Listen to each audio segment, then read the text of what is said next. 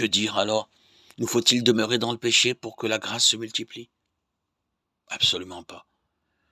Puisque nous sommes morts au péché, comment pourrions-nous vivre encore dans le péché? Ne le savez-vous donc pas, nous tous qui avons été baptisés en Jésus-Christ, c'est dans sa mort que nous avons été baptisés.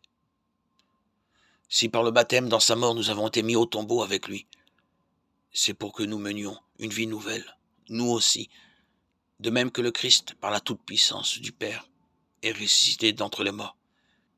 Car si nous sommes déjà en communion avec lui, par une mort qui ressemble à la sienne, nous le serons encore par une résurrection qui ressemblera à la sienne. Nous le savons.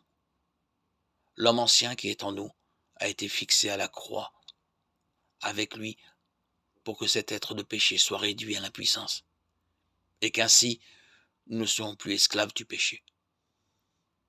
Car celui qui est mort est affranchi du péché.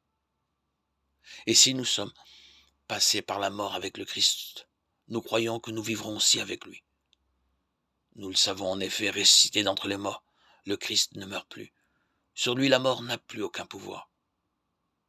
Car lui qui est mort, c'est au péché qu'il est mort, une fois pour toutes. Lui qui est vivant, c'est pour Dieu qu'il est vivant. De même vous aussi, pensez que vous êtes morts au péché et vivants pour Dieu en Jésus-Christ. Romains 6, 1, 11.